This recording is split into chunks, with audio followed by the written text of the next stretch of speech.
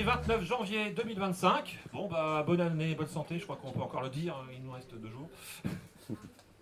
Bienvenue à la cafétéria de la Psychiatrie B, à notre émission Déo et Débat sur Ouf Radio, qu'on peut trouver sur YouTube, sur un lien que tout le monde connaît maintenant, dans cette salle, enfin pour tout le monde.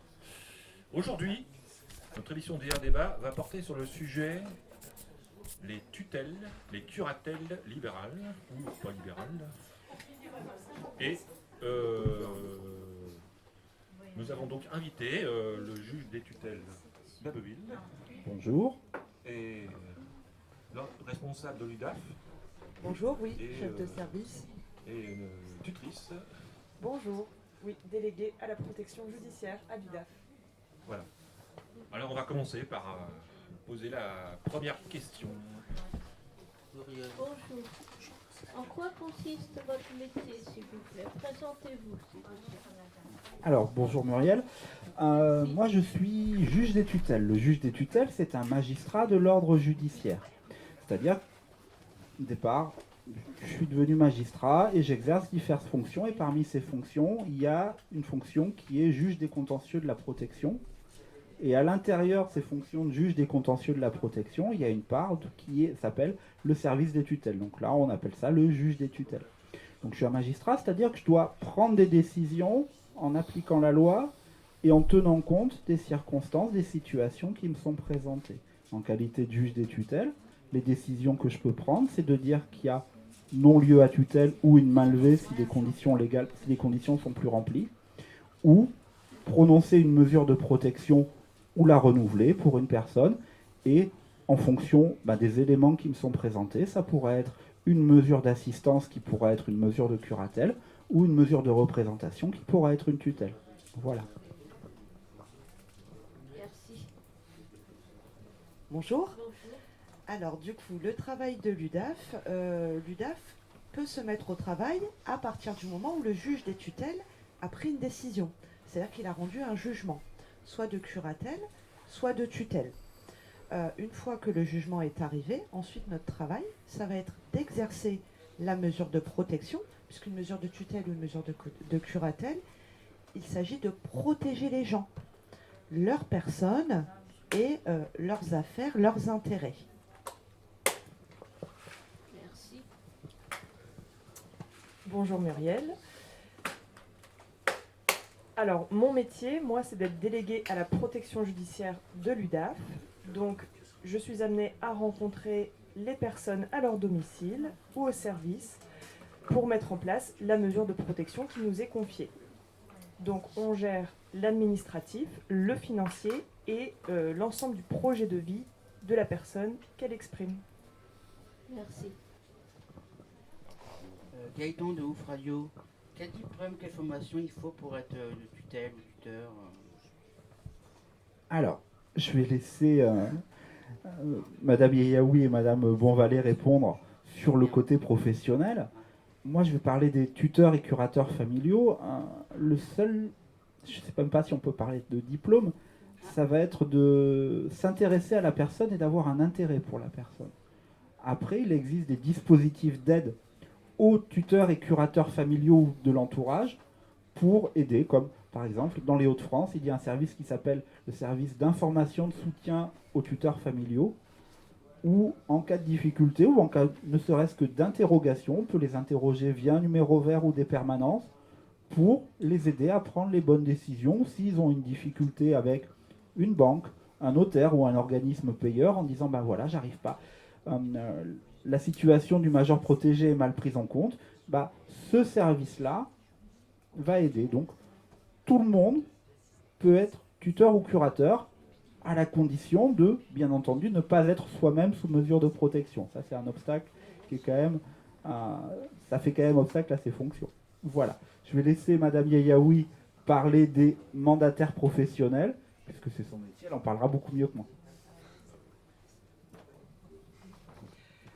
Donc Gaëtan, pour répondre à votre question, pour être délégué à la protection judiciaire ou mandataire judiciaire, il faut être titulaire d'un bac+2 pour travailler à l'UDAF, c'est-à-dire être éducateur spécialisé, assistante sociale juriste, entre autres, CESF.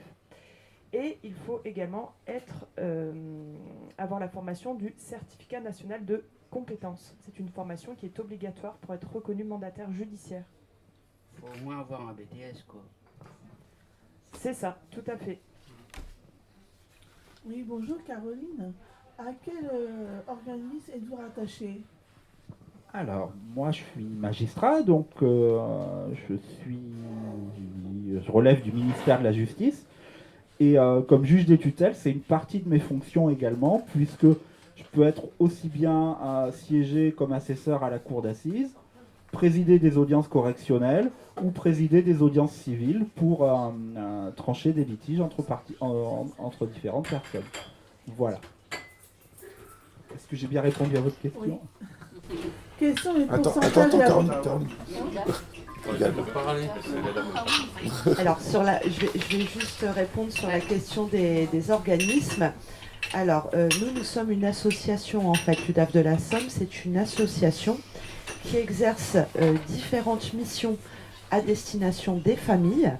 Donc, plus particulièrement, on a un gros service qui est dédié aux personnes qui sont sous mesure de tutelle et de curatelle. Voilà. Mais il existe plusieurs associations.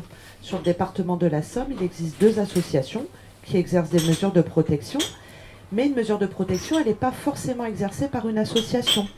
Si vous avez votre papa, votre maman, votre frère, votre cousin, voilà, qui souhaitent exercer la mesure de protection, d'ailleurs, votre entourage, ça va être les premières personnes à qui on va demander s'ils veulent bien vous aider pour vous accompagner. L'association, elle ne vient qu'en deuxième, en fait.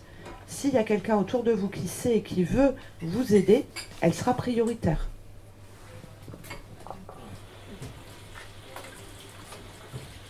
Quels sont les pourcentages de la population sous mesure de protection? Alors, je n'ai pas de chiffre actualisé.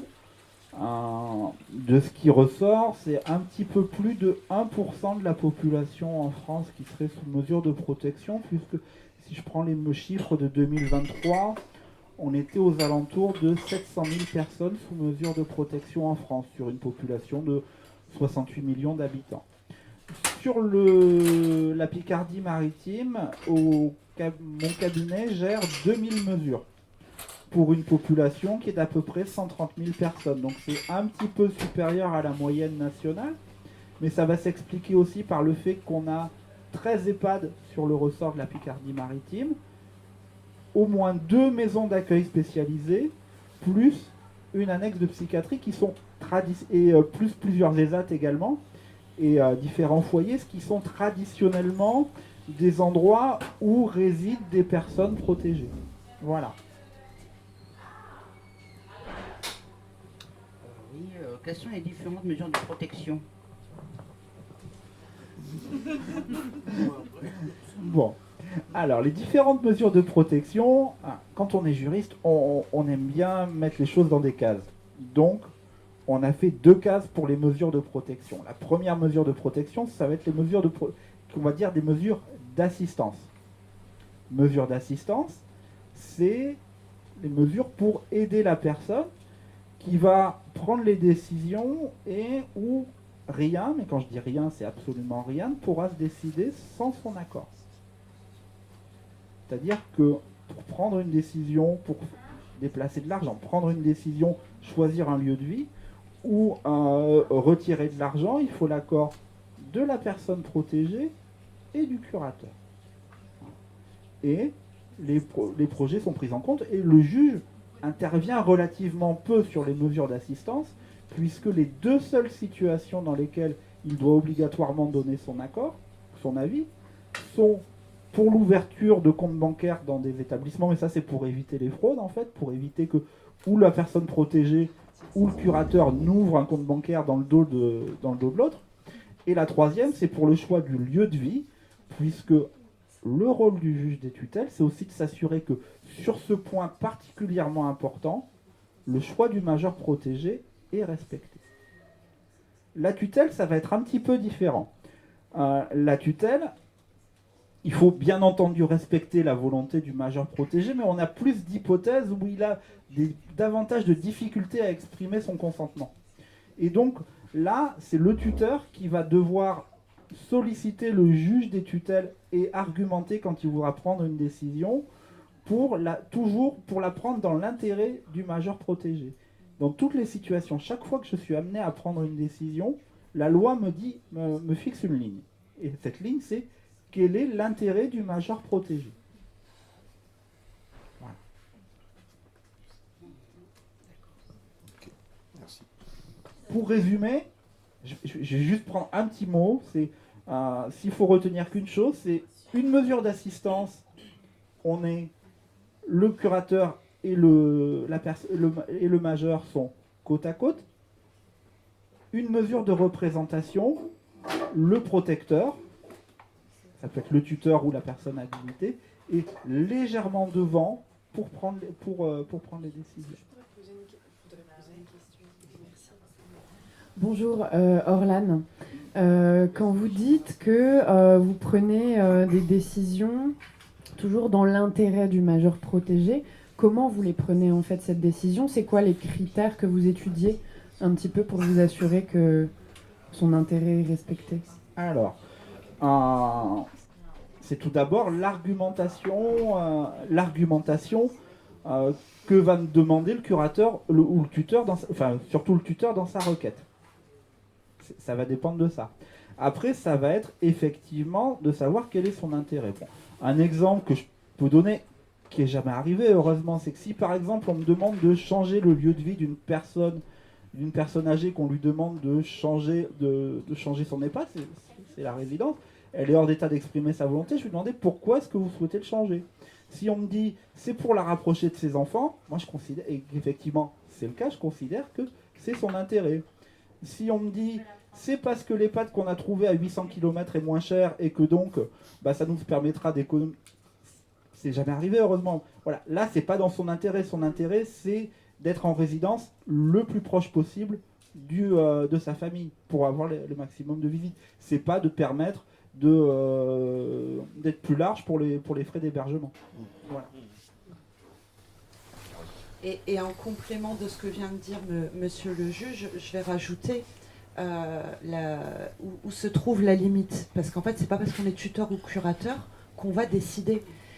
Nous, en fait, avant d'écrire au juge, ce qui s'appelle une requête, quand on est sur ce type de décision qui est quand même très importante, enfin, l'endroit où on va vivre, chacun d'entre nous préférerait quand même pouvoir donner son avis. Hein. Donc il y a effectivement cet intérêt. Le choix de la personne, on va toujours chercher à savoir, en tout cas, autant que la personne pourra s'exprimer, nous, ce qui va nous intéresser, c'est quel est son choix. D'accord ? Si vraiment une personne ne peut plus décider, puisque malheureusement, des fois, l'état de santé permet plus de s'exprimer, que ce soit sur une défaillance cognitive, un lourd handicap. Alors, déjà, il faut savoir que nous, on ne prend pas des décisions tout seul, d'accord ? On s'entoure d'une orientation médicale, d'accord ? Comme pour ouvrir une mesure de protection, en fait, il existe des médecins qui sont inscrits sur la liste du procureur, d'accord ? Ils sont, eux, habilités à consulter le dossier médical de la personne, à rencontrer la personne pour savoir si elle peut encore prendre une décision qui est dans son intérêt ou pas. Donc nous, on va toujours demander l'avis du médecin. Est-ce que la personne peut décider et est-ce que la décision qu'elle prend, elle est dans son intérêt? Maintenant, ce qui, in fine, va aussi nous guider, on n'arrête pas de dire une mesure, c'est une mesure de protection. On est là pour protéger. Souvent, on voit la tutelle ou la curatelle comme une contrainte. Une tutelle ou une curatelle, on pense qu'on ne parle que d'argent. Non, c'est un seul des axes de travail, d'accord, dans la mesure de protection. Ce qui, in fine, va nous guider, c'est bien la protection de la personne. Est-ce qu'elle se met en danger? Par exemple, on prenait le cas d'une personne âgée. Là, c'est un sujet qui est souvent très très difficile, notamment pour les délégués, puisque c'est eux qui sont à côté des personnes qui sont sous tutelle ou curatelle. Si effectivement une personne qui est très âgée, qui va faire de nombreuses chutes à son domicile, alors on va essayer autant que possible de mettre tout l'étayage à la maison pour qu'elle puisse rester à la maison le plus longtemps possible, cette personne. Une fois que vraiment on a atteint les limites, une auxiliaire de vie, un SIAD, etc., est plus en capacité de garantir la protection de la personne, qu'elle ne se mette pas en danger, là effectivement, commencera tout le parcours de se dire, si elle peut plus décider, il va falloir qu'on demande l'autorisation au juge, mais avant, on va demander au médecin quand même de nous dire ce que lui, il en pense. D'accord ? Il faut vraiment le voir en globalité. Hein. On est amené à prendre une décision à la place d'une personne déjà uniquement sur validation et sur accord du juge, mais on le fera que si vraiment la personne ne peut plus faire ce choix pour elle-même. À la base, c'est une question de bien-être aussi. Hein. Tout à fait. Il y a un mot qui a été prononcé qui est très important, c'est projet de vie.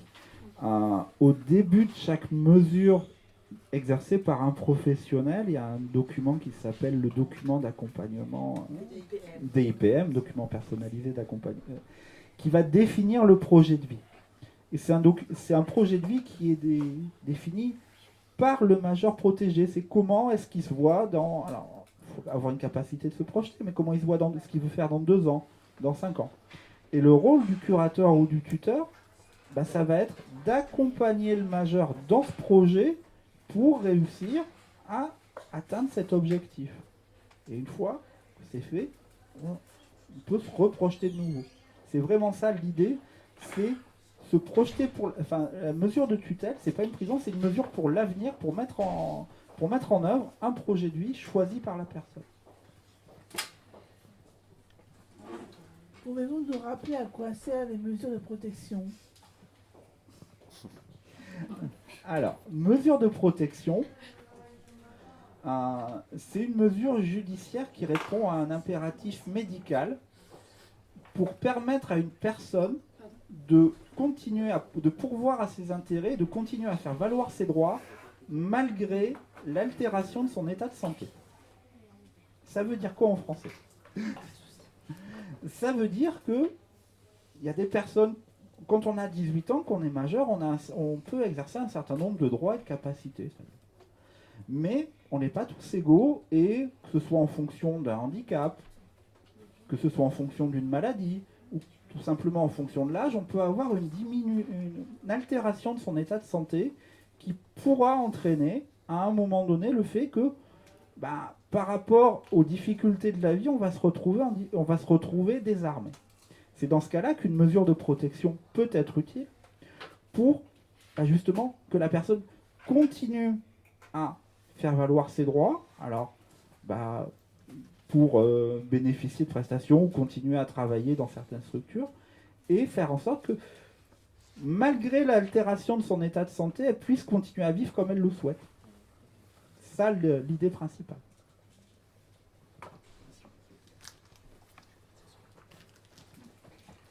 Donc pour compléter ce que M. Olive vient d'expliquer, en fait, nous, quand on est mandaté pour exercer une mesure de protection, donc tutelle, curatelle, on va vraiment partir du projet que la personne exprime, et on va faire un petit peu un état des lieux de ses ressources, de ses charges. Alors c'est pas que le financier, c'est aussi l'administratif, hein, c'est-à-dire toutes les démarches administratives qu'on peut avoir à faire dans la vie courante, les impôts, les ouvertures de droits. Il existe beaucoup de droits aujourd'hui, hein, et donc sur le territoire, pour aussi également maintenir à domicile ou entrer dans un établissement. L'idée, c'est vraiment de venir accompagner la personne, de venir l'assister, la conseiller, pour vraiment garantir ses intérêts. On va rencontrer la personne donc à domicile. Généralement, on vient toutes les 6 à 8 semaines. Quand la personne est en établissement, on vient une fois par trimestre. Et on fait le point également aussi avec les équipes qui entourent la personne pour vraiment venir évaluer les besoins et l'intérêt de la personne à protéger. Allez-y, Pierre. Pierre qui voudrait poser une question. Allez-y. Bonjour monsieur le juge, bonjour mesdames. Ouais, il faut bien mettre le micro près, le plus possible. Oui, ok. Bonjour monsieur le juge, bonjour mesdames. Je m'appelle Pierre, je voudrais avoir une question. Du coup, alors, quelle est la différence entre l'ATS et l'UDAF? Merci. Je vais me permettre de répondre parce que c'est moi qui les désigne. D'accord. En fait, il n'y en a pas. C'est deux associations qui poursuivent le même objectif. Alors la différence, si on veut chipoter, c'est que l'UDAF est rattaché à une structure nationale qui s'appelle l'UNAF, tandis que l'ATS est une association départementale qui intervient sur le département de la Somme, comme l'UDAF 80. Des deux côtés, il y a des professionnels qui font leur métier, qui le font plutôt bien. Moi, en 4 ans, j'ai jamais eu de difficulté particulière, que ce soit avec l'ATS ou l'UDAF. Après, une mesure de protection, c'est, comme on l'a expliqué auparavant, c'est une mesure où c'est une rencontre entre un majeur protégé et son protecteur. Parfois, ça peut bien se passer, souvent. Parfois, ça passe pas. Pas de la faute du protecteur, pas de la faute du majeur protégé, mais c'est les deux personnes qui ne se rencontrent pas. Dans ces cas-là, il faut changer. Alors si on peut changer à l'intérieur des associations, on change. Sinon, si vraiment c'est trop compliqué, on bascule, on passe à l'autre. Après, ça peut m'arriver de faire des changements de l'une à l'autre, souvent à la demande parce que le contact ne passe pas avec le majeur protégé, ou chose qui peut arriver, il y a deux majeurs protégés qui se mettent en couple, et il y en a un qui a l'UDAF, l'autre qui a l'ATS, et pour des raisons de soit plus pratiques, on va se dire on va pas séparer les familles non plus sur le plan de la mesure, on va leur donner un délégué ou une déléguée commune. Mais fondamentalement, moi j'ai pas observé de différence particulière entre les deux associations, c'est la même très bonne qualité d'intervenants. Alors, moi j'ai une petite question qui n'était pas prévue, mais parce que là on parle beaucoup de l'ATS et de l'UDAF. On n'a pas abordé la question des tuteurs libéraux. Et qu'est-ce qui détermine que un tuteur, un responsable de mesures de protection libérale sera nommé plutôt que les deux grandes associations qui travaillent sur le département? Qu'est-ce qui peut déterminer ce choix qui peut paraître particulier? Bon, d'abord ces questions de circonstances, on peut, dans l'imaginaire, c'est pas tout le temps vrai, mais on dit souvent, on peut penser qu'un tuteur libéral va avoir un accompagnement plus personnalisé. Alors moi j'avais le souvenir, il a pris sa retraite il y a quelques années, mais on avait un tuteur libéral qui avait une certaine appétence pour les questions agricoles, et donc dès qu'on avait des terres agricoles à gérer notamment, on le désignait. Non mais important. C'est une vraie question. Il avait développé cette compétence-là, et donc dès qu'il y avait des beaux ruraux ou des terres agricoles à gérer, c'était ce monsieur qui était désigné, parce que effectivement ça rentrait dedans.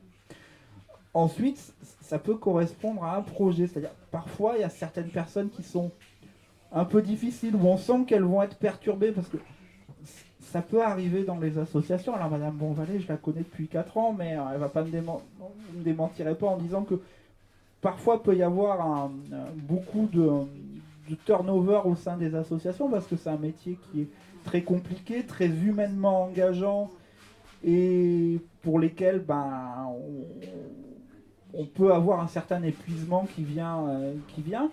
Et donc peut y avoir effectivement des changements de délégués qui vont, dans certaines situations, être préjudiciables aux majeurs, parce que, comme on dit, on est sur une relation vraiment très personnelle, ça va le perturber. Et donc, quand on sent qu'il y a une fragilité, et de ce point de vue-là, ça est un critère pour désigner un majeur protégé. Ça peut être aussi, j'ai une majeure protégée, tout à l'heure on parlait de terres agricoles, qui est relativement spécialisée en droit des affaires, c'est-à-dire que quand j'ai des baux commerciaux ou des choses un petit peu spéciales sur ce point-là, en droit des affaires, je sais que je vais m'orienter vers elle. Voilà, c'est ce genre de critères qui rentrent en ligne de compte.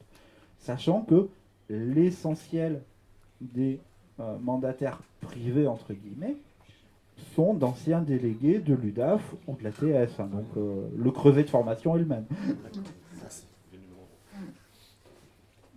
Et juste en complément, après, on a aussi tous une réalité de charge de travail, parce que un mandataire libéral qui travaille tout seul, il ne va pas pouvoir accompagner 100 ou 200 personnes protégées, c'est pas possible. Donc après, à côté, il y a besoin de grosses structures comme l'UDAF ou l'ATS. Et pour le coup, forcément, je vais venir parler un petit peu du monde associatif autour de cette question-là. Mais dans chacune de nos associations, en fait, on a aussi des professionnels qui sont très spécialisés sur certaines activités. Sur la question des placements financiers, puisque c'est pas parce qu'on est majeur protégé qu'on n'a pas d'argent, et d'ailleurs, bien au contraire aussi parfois.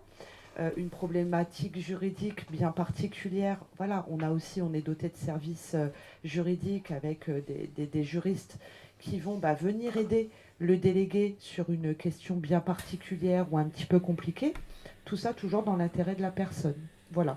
Après, il n'y a pas de bien ou de moins bien. Voilà, on fait tous en sorte que la personne qui est nommée ou l'association qui est nommée, elle accompagne au mieux en fait la personne qui doit être protégée. Ce que j'ai envie aussi d'ajouter, enfin en tout cas de compléter, c'est aussi que le majeur protégé peut aussi choisir. Enfin en tout cas, il peut exprimer son choix. Je donne juste par expérience, nous à l'UDAF, on travaille par secteur, c'est-à-dire que voilà, on a chaque délégué un secteur bien déterminé pour que l'UDAF puisse fonctionner. Moi, sur mon secteur, je suis une femme, et un jour, moi, j'ai un monsieur qui m'a dit, moi, je veux un homme. Techniquement, nous, à l'UDAF, c'était pas possible. L'idée, c'était de lui conseiller, de dire, voilà, vous êtes en droit, c'est ça aussi la mesure, c'est d'exprimer aux personnes les droits qu'ils possèdent. Il m'a dit, moi, je veux un homme. J'ai dit, le problème peut se régler, c'est-à-dire que vous écrivez au juge des tutelles, vous exprimez votre projet, et tout simplement, ce monsieur-là, il a été reçu après par le juge des tutelles, et puis aujourd'hui, c'est un mandataire privé qui le suit. Voilà, c'était pour donner un exemple. Je rebondis sur ce que dit Madame Bonvalet. Quand on reçoit le majeur protégé, je lui pose la question de savoir s'il a eu des échos ou une bonne expérience avec quelqu'un de l'ATS ou de l'UDAF ou de quelqu'un d'autre. Et s'il me dit, à mon foyer, moi, la déléguée de l'ATS ou de l'UDAF, c'est madame ou monsieur, et j'ai un peu parlé avec lui, ça passe bien, ça a l'air bien. Je dis, voilà, c'est son choix, je vais le respecter. Voilà. C'est aussi, il y a cette part de choix du majeur protégé pour l'aider, sachant que s'agissant des mandataires privés, on a été très longtemps, la Somme a été très longtemps territoire en déshérence par rapport aux départements voisins. On a eu 3 recrutements en 2023 qui ont permis effectivement d'élargir le spectre. Donc effectivement, en fonction de ça, il y a eu une sorte d'appel d'air, mais qui a été assez vite comblé. C'est-à-dire que si vous connaissez des majeurs protégés, peut-être que sur l'année 2023, début 2024, il y a pu y avoir beaucoup de nominations de majeurs protégés, mais c'est parce qu'on avait eu la création de ces 3 postes. Sinon, une fois qu'ils ont rempli leur quota, on fait en fonction des disponibilités.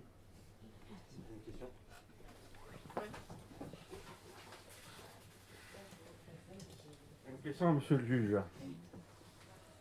Faites-vous des permanences comme les avocats sur appel, il y a le tribunal, le premier, le deuxième, le troisième lundi du mois, sans rendez-vous? Non, je ne fais pas de permanence sans rendez-vous parce que moi, j'ai pas le droit de vous donner de conseils. Ça, c'est le rôle de l'avocat. Je peux pas. Si quelqu'un vient me voir, que je lui donne un conseil et qu'il me saisit après, je suis plus impartial, je suis obligé de l'envoyer voir un autre juge. Je peux pas donner de conseils. D'accord, merci, monsieur le juge. Donc vous êtes un peu neutre alors? Ah, mais tout à fait. Alors, Oui. neutre sous la limite que ce que me dit la loi, qui est quel est l'intérêt du majeur. C'est ma limite. D'accord. Par contre, en termes de conseils, vous parliez de permanence et de conseils. En tout cas, sur le département de la Somme, il y a un dispositif qui est là pour conseiller les personnes sous mesure de protection. Ça s'appelle ISTF, Information et soutien aux tuteurs familiaux. Donc si on a une question sur est-ce que j'ai le droit de déplacer de l'argent, si je veux déménager, est-ce que j'ai le droit, voilà. Toutes ces questions-là. Alors, monsieur le juge, forcément, lui, il doit prendre la décision, donc il ne peut pas venir vous conseiller, mais il y a en tout cas des professionnels qui sont là à qui vous pouvez poser ces questions. Donc, il y a différentes permanences, enfin, en tout cas, la présence des professionnels, elle est sur tous les tribunaux du département, que ce soit Abbeville, Amiens ou Péronne, puisqu'on a 3 tribunaux aujourd'hui sur le département. Et même si physiquement, la personne elle n'est pas là, elle n'est pas disponible, sachez qu'il existe un numéro vert et gratuit. Vous pouvez appeler du lundi au vendredi, poser toutes les questions que vous avez envie, et on vous répondra, quelqu'un vous répondra. Donc en ça, finalement, la permanence, elle existe, d'accord ? Il n'y a pas que... c'est pas... Parce que moi, je préfère parler... Je suis pas très téléphone, moi. Je préfère parler face à face, moi. Vous voyez, c'est pour ça. Ce que je peux vous conseiller, voilà, l'ISTF, pour compléter, c'est un service qui est co-géré avec l'ATS, vous voyez ? Voilà. Et à un moment donné, nous, si vous appelez ce numéro-là, donc on pourra vous donner la plaquette juste après, il n'y a pas de souci. On organise des entretiens téléphoniques, des rendez-vous personnalisés dans nos locaux pour répondre à vos questions. Et voilà, et vous êtes le bienvenu. Merci.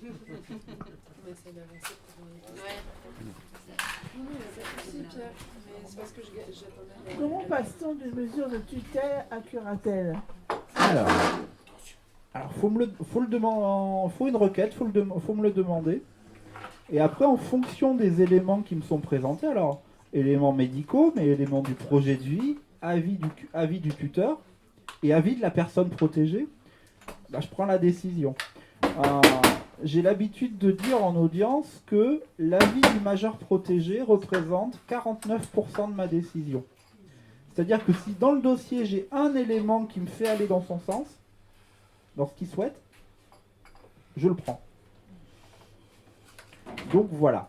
Donc effectivement, et de la même manière, quand j'ai un avis discordant entre le tuteur et l'avis médical, j'ai tendance à privilégier celui du professionnel de l'accompagnement. Parce que c'est lui qui vit la mesure, c'est lui qui la cogère. Le médecin, il voit son patient à un instant T, et on peut ne pas être en forme ce jour-là, avoir différentes choses, et effectivement, il va rendre son avis au vu de ce qu'il voit, mais ça peut ne pas correspondre à l'entièreté de la réalité de la situation.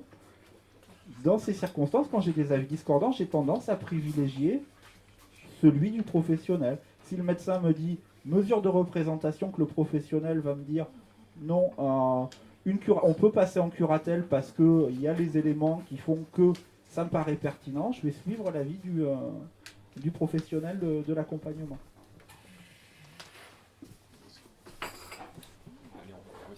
Suivant. Isabelle, quels sont les recours en cas d'abus pour les personnes protégées contre curateurs et tuteurs? Ou en cas de désaccord. Ou en cas de désaccord. Alors, c'est deux choses différentes. Il y avait les deux. On va parler de désaccord. Tout à l'heure, je vous ai dit que la mesure de curatelle, sauf dans 2 situations, c'était des décisions prises en commun entre le majeur protégé et son curateur. Ça peut arriver qu'ils ne soient pas d'accord. Dans ces cas-là, on vient me voir et c'est moi qui tranche. Et avec toujours l'idée de l'intérêt du majeur protégé. Si j'ai par exemple, je vais prendre un exemple complètement fictif, quelqu'un qui a économisé 2 000 euros, 2 ou 3 000 euros pour justement quitter son foyer, prendre son appartement, s'équiper, et que il vient me voir, il veut faire retirer cet argent pour l'envoyer à quelqu'un qu'il a rencontré sur Internet. C'est des choses qui peuvent arriver malheureusement. Et le curateur, il va s'en occuper, l'autre il va dire mais non, je veux pas. Voilà. On vient voir le juge et c'est moi qui vais prendre. Et forcément, dans ces cas-là, je vais dire non, vous avez économisé pendant 3 ans pour pouvoir prendre votre studio. Votre intérêt, c'est de continuer. Donc, c'est pas d'envoyer cet argent à un inconnu. Voilà. Ça, c'est les différences. Alors, pour les abus, il y a tous les ans un document qui s'appelle le compte-rendu de gestion qui est envoyé notamment par les professionnels au tribunal. Il est censé être vérifié par les directeurs de greffe. Bon, c'est un petit peu compliqué, mais la loi a changé. Et à partir du 1er juillet prochain, je devrais nommer, dans certaines situations, un vérificateur professionnel qui effectuera ces vérifications et rendra, le cas échéant, des rapports de difficulté s'il estime que la gestion est contraire à l'intérêt du majeur protégé. Voilà. Et si, de la même manière, un majeur protégé pense que son curateur lui fait pas valoir tous ses droits et fait mal son travail, il peut toujours m'écrire. Moi, je vais signaler la situation, demander un retour au curateur, au protecteur professionnel pour qu'il m'explique ce qui se passe. Et selon si je suis satisfait ou pas, je vais ou décharger charge au futur protecteur de... si c'est pas satisfaisant, je vais décharger, c'est le futur protecteur qui fera valoir les droits. Ou si vraiment l'explication tient la route, je vais dire, vous m'avez signalé ça, on m'a répondu ça, moi ça me paraît normal. Voilà. Ma perception de la situation est ça.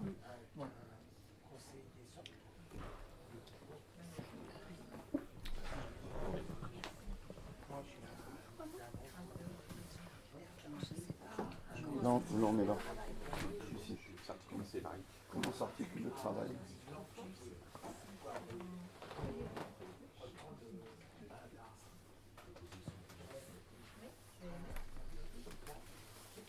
Comment s'articule le travail entre le juge et le curateur? Alors, monsieur le juge, on a déjà un petit peu parlé tout au début où on s'est retrouvés. Hein. Alors, le juge, il prend une décision, le curateur ou le tuteur, il est là pour appliquer cette décision. D'accord? La décision, c'est la mesure de tutelle ou de curatelle. Donc, nous, tout ce qu'on fait, en fait, on ne le fait pas parce qu'on a envie ou on n'a pas envie. D'accord? Toute la loi qui protège justement les gens, donc les majeurs protégés, tout ça, c'est écrit dans le Code civil. Donc, c'est juste pour vous dire, on ne fait pas ce qu'on veut. Donc, nous, on doit respecter la loi, d'accord? La loi, elle laisse au tuteur ou au curateur la liberté de prendre des décisions avec la personne en direct. Donc, si tout se passe bien, eh ben, les choses, les décisions, elles se prennent et tout va bien. S'il y a un souci, on a dit tout à l'heure que l'arbitre, en fait, entre le tuteur, le curateur et le majeur protégé, ça reste toujours le juge. D'accord? Et comment ça s'articule aussi? C'est la question qu'on avait juste avant. Nous, tous les ans, on doit rendre des comptes, parce que c'est comme ça, on est contrôlé dans ce qu'on fait, d'accord? On doit rendre des comptes au juge. Le juge, il doit s'assurer sur les comptes de gestion annuelle qu'on a bien géré l'argent, qu'il n'y a pas eu de souci avec ça. Au moment où on renouvelle une mesure de protection aussi, le tuteur ou le curateur, il doit faire un rapport avant d'aller rencontrer le juge. Donc dans ce rapport, on va expliquer ce qui s'est passé pendant souvent ces 5 ans. La mesure, souvent elle est prononcée pour 5 ans, ça peut être un petit peu plus, mais on va expliquer au juge ce qui s'est passé, comment on a travaillé, quelles décisions on a prises ensemble. D'accord? Donc on a tous besoin les uns des autres, que ce soit le majeur protégé, le tuteur ou le curateur et le juge. Voilà, c'est comme un triangle. Et puis les infos, elles circulent comme ça, et les décisions, elles se prennent entre ces 3 principales personnes.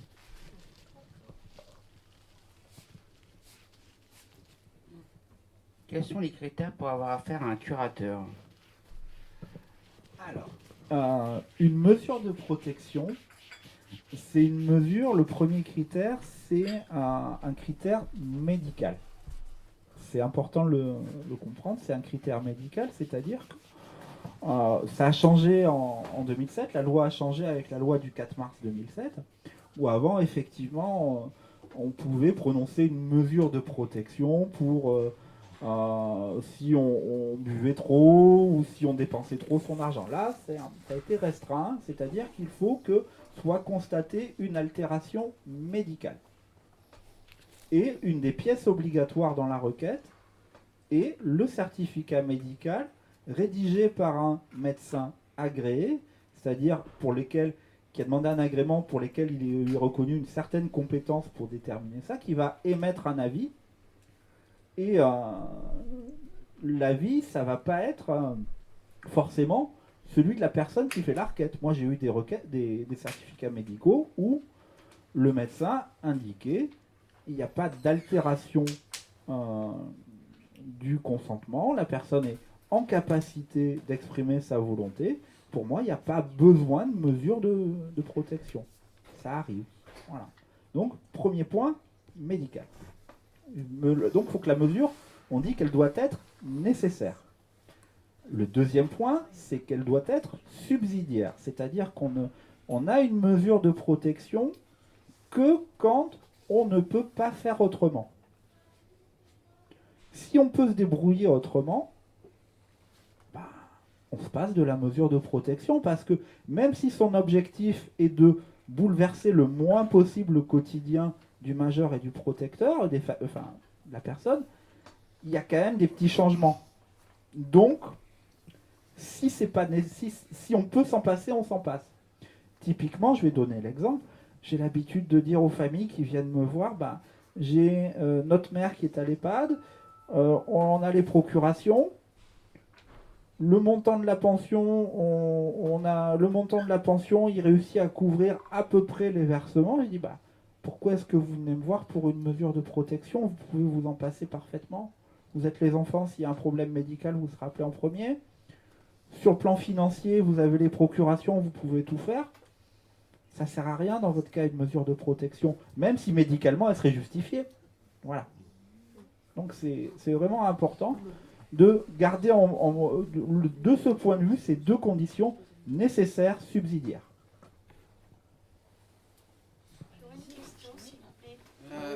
Attendez, il faut prendre le micro comme c'est la radio. Donc voilà, on parle beaucoup des adultes, mais au niveau des enfants, qu'est-ce qui est fait Alors, il y a plusieurs hypothèses pour les enfants. D'abord, les enfants, c'est pas des majeurs. La loi, c'est les majeurs protégés. Les enfants, ils sont des mineurs. Donc, leur protecteur, entre guillemets, naturel jusqu'à leurs 18 ans, ça va être leurs parents. Donc, jusqu'à 18 ans, ce sont les parents qui sont en charge de porter les intérêts de leurs enfants. Il peut arriver que les parents soient malheureusement défaillants. Dans ces cas-là, il y a tous les dispositifs de la protection de l'enfance qui peuvent se mettre en œuvre. Ça va être des parents défaillants pour volontairement ou pas, volontairement non, mais qu'ils soient présents, ou parce que tout simplement, malheureusement, les parents sont décédés et qu'on a laissé l'orphelin. Et donc il y a tous ces dispositifs, et il y a forcément un tuteur pour majeur qui pourra être désigné, qui pourra être un membre de la famille, ou effectivement le service de l'aide sociale à l'enfant dans ces cas-là. Voilà. Mais effectivement,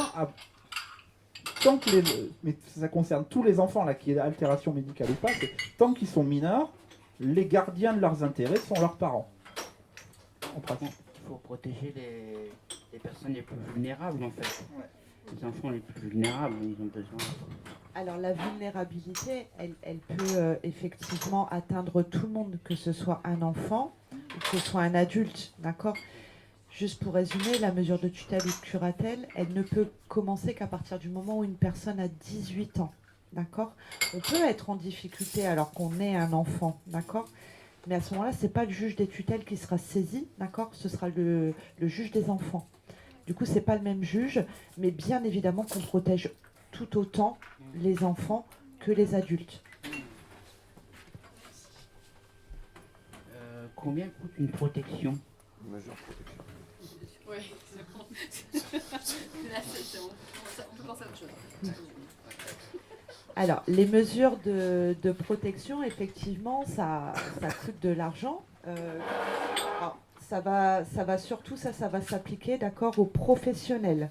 Comme on vous disait tout à l'heure, ce sont les mandataires libéraux, d'accord, et les associations. Juste pour lever, parce que souvent en ISTF, on peut avoir la question, si vous êtes tuteur pour votre frère, pour votre maman, peu importe, d'accord, là, il n'y a pas d'histoire d'argent. Vous le faites, Parce que ça fait partie de votre responsabilité familiale, de vos obligations familiales. D'accord? Quand c'est quelqu'un de la famille, il n'y a pas d'histoire d'argent. À partir du moment où c'est des professionnels, forcément, il faut financer un certain nombre de choses. Donc là, c'est ce qu'on appelle les frais de gestion. D'accord? Les frais de gestion, ils sont décidés sur la base d'un décret. Encore une fois, c'est la loi qui fixe tout ça. C'est pas l'UDAF qui dit, tiens, la mesure de curatelle, ça va être 100 €, la mesure de tutelle, on y va, c'est 150 €. D'accord? C'est pas du tout comme ça que ça marche. Pour savoir combien on va payer, en fait, sa mesure de protection, ça dépend de combien on gagne d'argent. D'accord? Ça, c'est le premier critère. Donc, si on ne gagne pas suffisamment, donc si on imagine qu'on gagne un petit peu moins que le montant de la hache, pour vous donner un repère. Si on gagne moins que la hache, ça va être compliqué de payer des frais de gestion, parce que la mesure, on en a besoin, mais on a aussi besoin de son argent pour payer le loyer, pour payer l'assurance, et puis pour payer de quoi manger. D'accord? Quand on ne peut pas participer, c'est l'État qui va payer à votre place. D'accord? Vous, ça ne vous coûtera rien. Donc il y a la question des ressources qui vient nous dire est-ce qu'on va payer, est-ce qu'on ne va pas payer. Ensuite, il y a des paliers dans le montant des ressources. Hein. Je ne vous fais pas le détail parce que sinon il y a plusieurs paliers, ça va être un peu compliqué. Donc on va prendre les ressources en considération et on va prendre également le patrimoine de la personne en considération. Parce que peut-être vous allez avoir des placements, des livrets, une assurance vie, une maison dont vous êtes propriétaire. Donc tout ça, en fait, ça va rentrer dans la ligne de calcul, d'accord? C'est une assiette de calcul qui dira combien vous payez votre mesure de protection. Un petit peu plus de détails, il y a un distinguo également entre combien ça coûte une mesure de tutelle, combien ça coûte une mesure de curatelle. Juste pour un petit résumé, une mesure de tutelle, en fait, le professionnel va devoir travailler davantage. Il va devoir faire plus de choses parce que la personne, elle ne pourra pas les faire toute seule. Donc ça, on peut considérer qu'une mesure de tutelle, ça va coûter un petit peu plus cher que la mesure de curatelle. Et l'autre critère également qui est important, c'est où la personne habite. D'accord? Si vous vivez dans votre appartement, vous êtes en autonomie, ou si vous vivez dans un établissement, un EHPAD, une masse, un foyer d'hébergement, en fait, on fait aussi un distinguo sur le lieu de vie. Donc vous voyez, il y a plein de critères qui vont vraiment s'ajuster à la situation de la personne, son lieu de vie, ses ressources et son patrimoine. Mais tout ça, c'est établi dans un décret. Je me permets, du coup, je vais un peu empiéter sur ta question d'après, si tu m'excuseras. Alors, enfin, non, je vais empiéter sur ta question, tiens. Pour rebondir sur cette question-là, sur la question des ressources, alors, la question qui devait venir, c'est comment ça se passe pour une personne sans ressources. Et je voudrais pousser un petit peu plus loin cette question-là. C'est dans le cas d'une personne sans ressources, alors vous disiez précédemment qu'il y avait une prise en charge par l'État. Est-ce que la personne sous mesure de protection peut considérer que c'est au tuteur ou au curateur éventuel de faire les démarches pour lui permettre d'obtenir des ressources.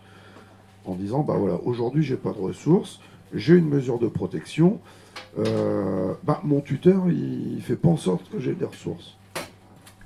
Alors, notre mission principale, c'est bien de garantir que tous les droits auxquels la personne peut prétendre soient sollicités. Donc effectivement, aujourd'hui en France, ne pas avoir de ressources, c'est normalement une situation qui n'existe pas. D'accord? Donc c'est ce qu'on appelle un acte conservatoire. Donc c'est des choses qu'on doit étudier, qu'on doit vérifier.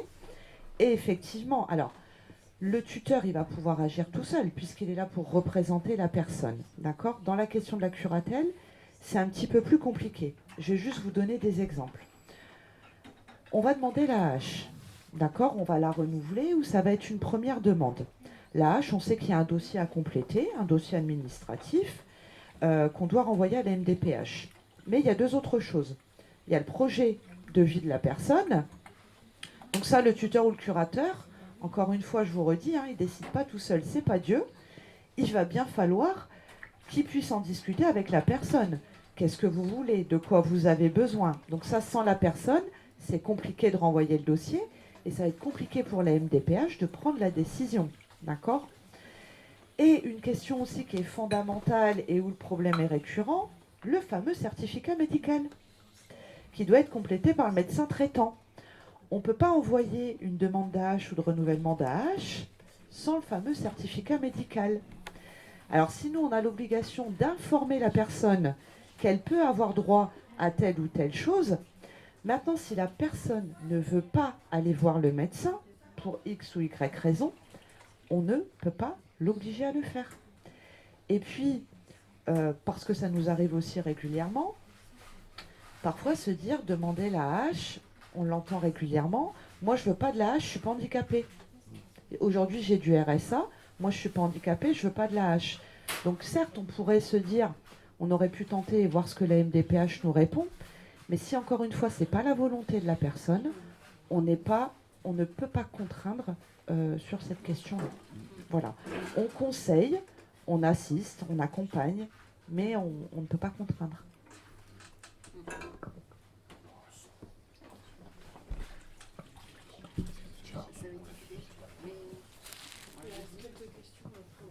On l'avait déjà répondu. On a répondu.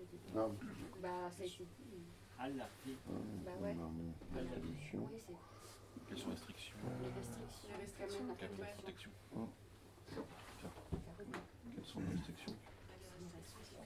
Oui, quelles sont les barrières de vie que peut rencontrer une personne en mesure de protection? Vaste question.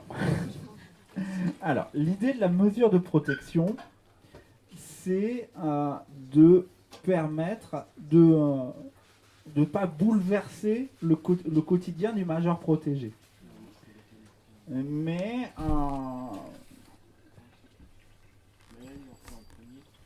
la liberté, il y a une liberté qui est restreinte, effectivement. Je vais revenir sur le plan financier. C'est cette liberté de dépenser tout son argent, de disposer de l'entièreté de ses ressources financières et d'en disposer comme on souhaite, puisqu'effectivement il y a cette restriction, puisque la mission du curateur ou du tuteur, sa première, c'est d'assurer, entre guillemets, le gîte et le couvert du majeur protégé. C'est donc faire valoir ses droits et s'assurer qu'il a un toit sur la tête et de quoi manger.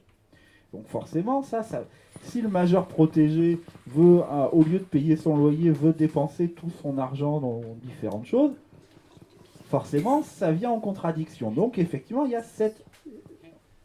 cette contradiction. Donc, grosso modo, le revenu d'un majeur, il va être divisé en deux, les charges incompressibles que va payer le curateur ou le tuteur, et la partie disponible dont va disposer le majeur. Simplement, le tuteur ou le curateur doit faire en sorte que trouver la modalité la plus adaptée pour que si par exemple on remet l'ensemble des sommes pour un mois pour disposer du mois et qu'au bout de 4 jours tout a été dépensé, ça ne fonctionne pas. Donc c'est trouver d'autres modalités entre le versement au mois, le versement à la semaine. J'ai même certaines mesures où j'ai des versements tous les 2 jours. Donc, quand même assez. Donc ça, c'est une restriction de liberté, oui, effectivement. L'autre point qui est plus délicat, c'est sur le plan de la santé, parce que en curatelle, on ne peut pas imposer un acte médical sauf urgence, là c'est la décision du médecin, donc on ne peut pas passer outre le consentement. En tutelle, j'ai eu quelques fois le cas où une personne refusait un acte médical alors que si on laissait le temps suivre son cours, ça risquait d'entraîner une dégradation de sa santé susceptible de compromettre le pronostic vital à une échéance assez brève. Mais donc, dans ces cas-là, c'est toujours les hypothèses les plus compliquées. J'ai reçu la personne, j'ai entendu ce qu'elle avait à me dire, et après j'ai pris ma décision pour autoriser le tuteur à prendre la décision à la place de la personne. Heureusement, ce sont des cas relativement marginaux.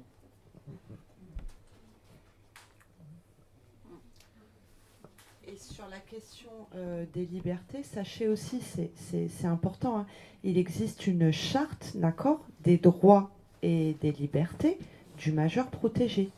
C'est-à-dire qu'il y a, alors il y a l'aspect effectivement médical, mais ça c'est quand même prévu dans le cadre de l'exercice de la mesure de protection.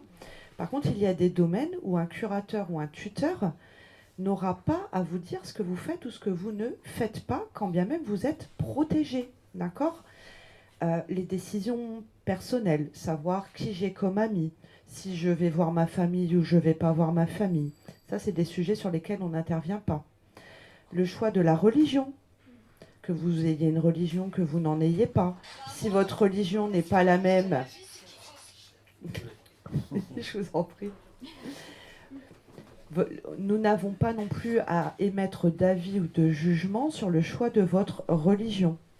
Un champ aussi qui n'entre pas dans l'exercice de la mesure de protection, parce que c'est pas parce qu'on est majeur protégé qu'on n'est pas parent. On a beaucoup de nos majeurs protégés. Voilà, ils sont mariés, ils vivent en famille, ils ont des enfants. Toutes les décisions relatives à l'éducation des enfants, le tuteur ou le curateur n'a pas à donner son avis non plus. D'accord ? Donc tout ça, c'est ce qu'on appelle les libertés individuelles. Donc il existe une charte, vous pouvez tous la consulter. Et vous verrez là où nous, on est limité. D'accord ? Parce que notre mandat a des limites.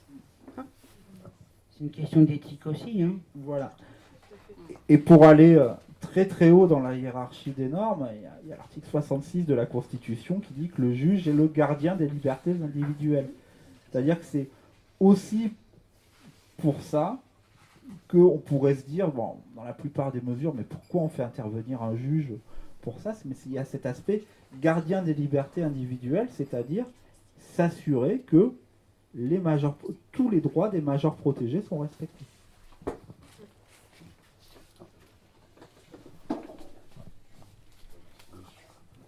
Dans des cas concrets, moi je suis infirmier et j'ai souvent des patients qui se plaignent qu'ils n'ont pas assez d'argent pour tenir la semaine parce qu'ils fument beaucoup ou alors et souvent ils nous embêtent parce qu'ils veulent des prêts. Et comment fait-on dans ces cas Il faut aller au casino. Sur la question de l'argent, effectivement, c'est des cas qu'on rencontre très très régulièrement. Ce qu'il faut savoir quand même, c'est que nous, quand on met en place la mesure, on part du projet de la personne. On établit son budget avec elle. Le délégué, le tuteur, le curateur, il n'a pas à dire tiens, tu vas mettre tant dans tes vêtements à l'année, tu vas mettre tant dans ton tabac, tu vas mettre tant dans ton alimentation. Non, on part vraiment du projet de la personne. Quelqu'un qui décide de dépenser dans le tabac, cas fréquent, et qui préfère restreindre son alimentation, ça reste encore une fois un choix, une liberté personnelle. Nous, après, on est là pour lui conseiller, à lui dire voilà, attention, peut-être faire attention, mais après, ce sont des libertés personnelles. Ce qu'il faut savoir quand même dans le cadre de la curatelle en particulier, c'est que le curateur, qu'est-ce qu'il fait ? Il perçoit les ressources, il paye les charges, et le reste à vivre, il reverse à la personne. Et ce reversement, après, on voit avec la personne comment elle le souhaite. Est-ce qu'elle le veut à la semaine ? Est-ce qu'elle le veut au mois ? Selon aussi ses capacités et l'autonomie qu'elle souhaite acquérir. Alors, après, nous, on rend compte de notre gestion à la personne protégée et également au juge. Donc, effectivement, des fois, on est amené à devoir se justifier auprès aussi, parfois, des professionnels. Et c'est là où on intervient, on dit, bah non, nous, on a vu avec la personne, on ne peut pas rendre compte des affaires personnelles, en tout cas de l'aspect financier, aux professionnels. Voilà. Quand j'ai ce genre de situation, souvent c'est des plaintes qui sont récurrentes lors des auditions. J'ai l'habitude de dire, ni la déléguée ni moi n'avons de baguette magique, on ne peut pas inventer l'argent. Après, dans d'autres situations, si on définit le projet du majeur protégé de prendre un appartement et donc avec tous les coûts induits, c'est-à-dire de l'équiper, il est en foyer ou en établissement.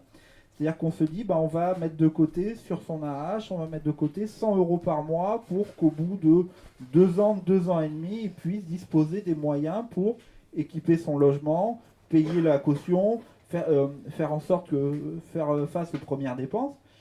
et qu'au bout d'un an et demi, la personne dit bah non, moi maintenant je veux tout retirer parce que je veux tout dépenser en tabac, forcément ça remet en cause le projet. Donc il faut vraiment interroger la personne pour savoir qu'est-ce que vous privilégiez. Vous privilégiez votre projet, il est toujours d'actualité, mais si on fait ça, bah, ça va le reporter d'autant, ou vous le maintenez, mais dans ces cas-là, je ne peux pas répondre à votre demande de supplément. Et est-ce que dans le métier, il n'y a pas une forme de... Bon, je ne sais pas si le mot était adéquat, comme chez là. Je ne sais pas si une forme d'affectivité qui se crée, une forme de... je sais pas, de complicité ou de... je sais pas, d'affect. Alors, on va parler de relation de confiance. On est sur une relation professionnelle. Voilà. Mais la confiance, elle se crée aussi avec le temps. Voilà. Et généralement, quand on ouvre une mesure de protection, c'est pas forcément évident aussi de, entre guillemets, exposer tout son parcours de vie. Et donc, forcément, j'ai envie de parler de relation de confiance. Voilà. Entre le délégué, le curateur et la personne à protéger. C'est pas évident aussi de se confier dans un premier abord. Et puis des fois, il y a des personnalités. Le tout, c'est de le dire. On voit qu'au bout de quelques mois, ça matche pas, comme on dit. Et puis le tout, c'est de l'exprimer et puis de trouver une autre solution. L'idée, c'est que le majeur protégé soit à l'aise dans le cadre de sa mesure. D'accord. Je vais rebondir un peu sur cette question-là et sur une qui a été posée précédemment. Dans le cas d'une mesure de protection, la personne est sous mesure de protection, elle ne s'entend pas du tout avec son tuteur ou son curateur. Alors, tout à l'heure, vous expliquiez, monsieur le juge, que si la personne souhaite changer d'organisme de prise en charge, il s'adresse à vous. Est-ce que s'il souhaite juste changer de tuteur, mais sans changer, en admettant qu'il soit l'UDAF, soit l'ATS, qui ne souhaite pas changer d'organisme qui gère les mesures de protection, mais qui souhaite juste changer de responsable. Comment ça se passe? Est-ce que ça passe par vous, monsieur le juge, ou est-ce que ça, juste un courrier à l'organisme est suffisant?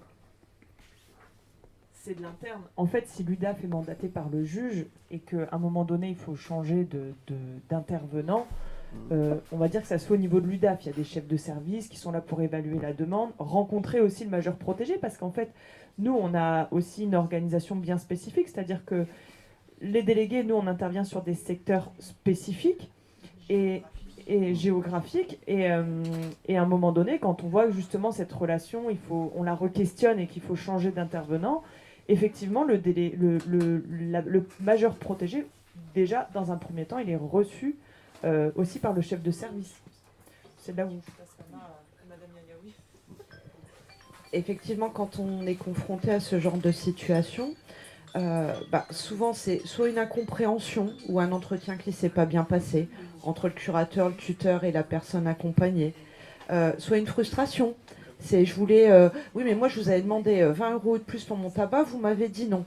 Mais ce qu'on vous explique depuis tout à l'heure, c'est que nous malheureusement on n'a pas de planche à fabriquer des billets, donc on vous peut renvoyer l'argent qui est à la banque, mais s'il n'y en a plus, il n'y en a plus en fait. Et puis, bien souvent, enfin, je vais dire à 98%, dans 98% des cas, il suffit juste effectivement de se rencontrer à 3, parce que du coup, le rôle aussi, notamment du chef de service, des fois, c'est juste de venir un petit peu faire le régulateur, on va dire, au milieu de cette relation. C'est vrai que c'est une relation duelle, le délégué avec la personne protégée, et de se dire, bon, là, on s'est peut-être un petit peu emballé, on ne s'est pas bien compris. Regardez, on se redit les choses, on repose et ça se passe généralement plutôt bien et ça rentre dans l'ordre. Voilà, les situations qui arrivent en tout cas sur le bureau du magistrat, on est au-delà effectivement généralement de ces petites questions de l'incompréhension. Je vais juste ajouter une chose, quand il y a un problème relationnel avec quelqu'un, ça peut arriver. Quand ça arrive 2 ou 3 fois et que c'est récurrent dans le parcours du majeur, après il faut se poser la question, le problème il peut venir du majeur. Voilà. Et il faut aussi le faire comprendre. Alors, c'est peut-être, je dis peut-être, dans ces c'est des situations où, dans ces cas-là, peut-être on bascule aussi sur le mandataire privé en se disant, bon, bah, on tente, et de guerre là, des collègues le font, et ça a pu m'arriver, on se dit, bon, bah, là, on va dans le mur parce que la personne s'est sauvée, ou même, dans certaines situations, on peut compromettre la sécurité des délégués, puisqu'il peut y avoir des incivilités, mais au-delà des menaces, même des faits constitutifs d'infractions pénales. Et on se dit, bah, moi, je suis pas là pour mettre en danger les délégués, donc, bah, monsieur, il est désagréable, bah, tant pis, on enlève la mesure, et il se débrouille tout seul, après, il prend son risque. Bon bah voilà, je crois que c'est un vaste sujet et je crois qu'on pourrait en faire encore une autre émission, mais on est obligé d'arriver au temps imparti qui est fini et on va passer la parole à Orlan. Non, il n'y aura pas de conclusion, on n'a même pas le temps de faire la conclusion. Bon bah écoutez, si on a le temps. Oui mais non. Oui mais non, on a le temps. Oui, donc c'est un peu l'habitude de conclure avec une sorte de fil rouge, quoi, que j'ai constitué en vous écoutant. Et donc en vous écoutant, je me suis dit que vous nous rappelez que la loi et les droits, c'est pour toutes et tous. Et que l'autorité, ça n'est pas tant pour contraindre, mais pour former une sorte de triangle de protection. Il faut prendre la décision, en appliquant la loi, de protéger les personnes, en tenant compte de la complexité de leur situation. La famille est prioritaire, vous nous dites, pour exercer cette fonction de protection, et ensuite viennent les associations qui peuvent prendre le relais. Les juristes, il paraît, aiment mettre des choses dans des cases, mais pas les personnes. C'est toujours du cas par cas, grâce au travail attentif du juge et des tutelles, qui s'assurent que le choix de la personne est respecté ou que la décision va dans le sens de l'intérêt de la personne. Quel est son projet de vie? À quoi rêve-t-elle, en somme? Les mesures de protection permettent de soutenir les rêves d'avenir en soutenant le droit de construire sa propre vie, malgré les difficultés de santé ou l'adversité dans la vie. D'ailleurs, les décisions sont prises de concert avec des médecins qui évaluent les capacités de la personne et sont à l'écoute de leurs projets, des projets de la personne. Il s'agit de prendre en compte, en fait, et de faire valoir les dimensions familiales, sociales et psychiques d'une personne. Alors, tuteur, tutrice, c'est un métier humainement très engageant, vous nous dites. Et le cadre légal semble exister pour permettre que cette relation soit la plus ajustée possible pour le tuteur comme pour la personne protégée. Il faut que ça passe bien entre les deux, vous nous dites. Le juge, quant à lui, est neutre et est limité par la loi dans ses décisions. La loi, comme on disait, c'est pour toutes et tous. Le juge reçoit les requêtes des personnes protégées et, sans baguette magique, vous le précisez, mais vous exaucez quand même les souhaits de manière éclairée, en tenant compte du regard suffisamment bienveillant des tuteurs.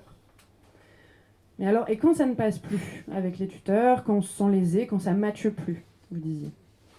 Toujours, la loi peut protéger, définir et garantir les places de chacun, que ça ne se confonde pas et qu'on n'empiète pas sur les places les uns des autres. Alors, paradoxalement, pour garantir la liberté de la personne protégée, les tuteurs peuvent mettre en place des restrictions. Mais en fait, ça sert à assurer les droits fondamentaux d'être logé et nourri. En quelque sorte, c'est tout un art de l'accompagnement qui semble s'inspirer des fonctions familiales. Il s'agit de soutenir les désirs d'une personne plutôt que de la tenir sous ses propres désirs.